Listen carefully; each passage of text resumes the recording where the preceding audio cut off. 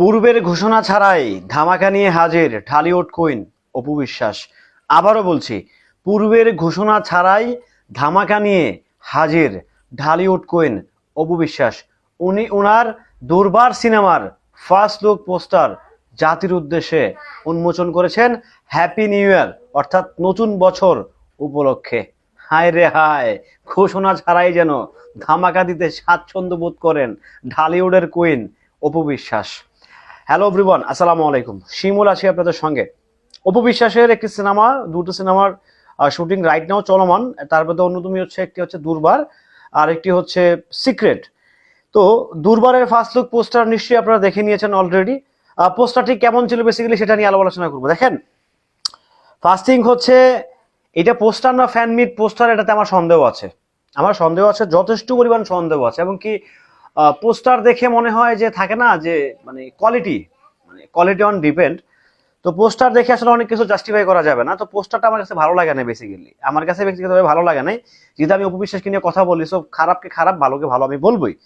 So পোস্টারটা আমার কাছে গতানুগতিক পোস্টার মনে হচ্ছে সিনেমার, মানে থাকে না গতানুগতিক পোস্টার যেরকম হয়, তো ওরকম গতানুগতিক পোস্টারটা আমার কাছে মনে হয়েছে যে ইউনিক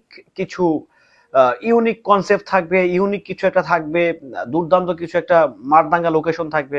অপু বিশ্বাস মশলা দেখতে এমনি সুন্দর, বাট তারপরে থাকে না একটা লোকেশনের একটা ব্যাপার স্যাপার থাকে, কিংবা একটা একটা ইউনিক ডিজাইনের একটা ব্যাপার স্যাপার থাকে। আমি ওই পোস্টারে আসলে আমি আসলে এক্সপেন্সিভ কিংবা এক্সক্লুসিভ কিছু পাই নাই। আমার কাছে মনে হয়েছে যে গতানুগতিক একটা ছবি অপু বিশ্বাস যেভাবে ভাইরাল শুটে যায়, যে ছবিগুলো হয় এর চেয়েও দুর্দান্ত হয়। আমার দেখায় এর চেয়েও সুন্দর হয় ভাইরাল শুট গুলা। তো সেই জায়গা থেকে একটা সিনেমার পোস্টার আসলে কেমন হওয়া উচিত।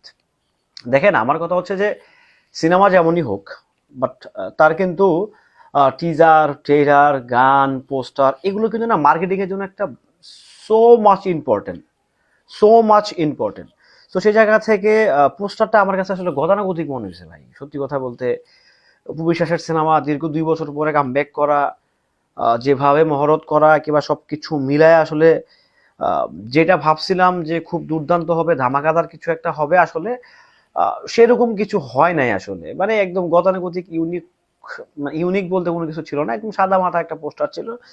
এখন এটা কি হ্যাপি নিউ ইয়ারের জন্য তড়িঘড়ি বানানো, নাকি হচ্ছে এটা আসলে ইন্টেনশনালি হচ্ছে একটা মার্কেটিং পলিসি? কারণ এটা আমার কাছে ভাই মানে আহামরি মানে এক্সক্লুসিভ কিছু মনে হয় নাই, এক্সপেন্সিভ কিছু মনে হয় নাই। আমার কাছে মনে হচ্ছে সাদা মাটা একটা গল্প, যে গল্পের অধীনে সিনেমাটা নির্মাণ হচ্ছে, আমার কাছে মনে হচ্ছে আসলে। তো যেহেতু অপু বিশ্বাস নিজের মুখে বলছে যে আমাকে আপনারা দুর্বার এবং কি সিক্রেটে ডিফারেন্ট অপু বিশ্বাসকে পাবেন, সো দেখা যাক আসলে কিরকম অপু বিশ্বাসকে আমরা পাই। সেটা দেখা পর্যন্ত আসলে অপেক্ষায় আছি, অপেক্ষায় থাকতে হবে, কিচ্ছু করার নাই। দেখি অপু বিশ্বাস আমাদেরকে ডিফারেন্ট ভাবে কি দেয়। ভালো থাকবেন, সুস্থ থাকবেন। আসসালামু আলাইকুম।